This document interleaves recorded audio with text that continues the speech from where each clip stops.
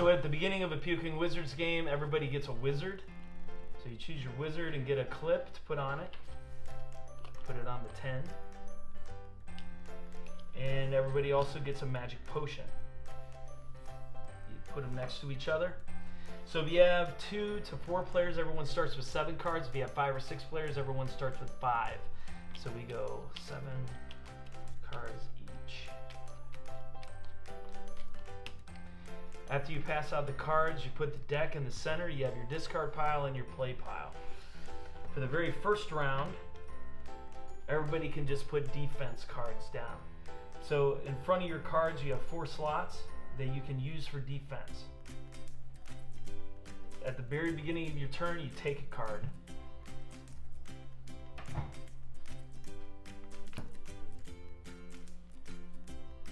Play the defense card, an Elven defense. I'll take a card, and I'm going to play a wall, which is a +3. It's his turn. So draw a card, and I can use this goblin attack, which is a -3, to take out the wall. Both of them will go into the play pile.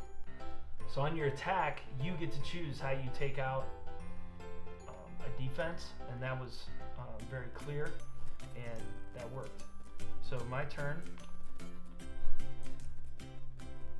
I have a Sasquatch attack. When I make an attack, the very first thing I do is subtract 1 from my wizard, and I make my attack. Now here I have a Sasquatch attack, and he has a +2, so I take out his Elven defense, and he goes -3 on his wizard. So it's his turn again. Take a card to begin my turn. And with different, you can only do this with gnomes, but if you have a bunch of gnomes, you can stack them together and use them. So that's a -4 on his attack, so he takes a point off of his wizard, and I get -4, which gets me down to 5. Put those in the play pile. Now at this point, my wizard is starting to get low, and I don't have any defenses out, so I start to think about using my magic potion. I can use that at any time.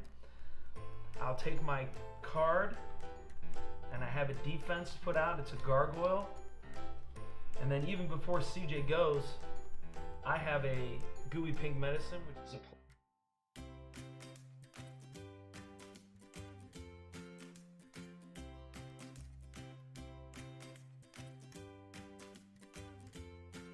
And in this scenario, I would want to put down a defense card, but let's say that you have full defense and there's a card in your hand that you don't want to use. And you have to either play a card or discard a card to complete your turn.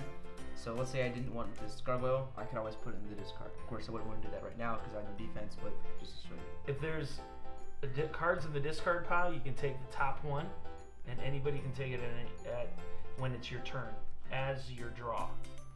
In this case, I'm just going to take a card, and what I have right here is a +1 card. I can use it with an attack, or I can use it to bolster my defense. In this case, I'm going to use it to bolster my defense, so that I have a +1. So now my gargoyle is a +2. So that's the basic gameplay of Puking Wizards. You can attack, you can defend, you can have different special cards that are out there. You can skip. If he does a big offense to me, I could dwarf blockade it, I could stop it.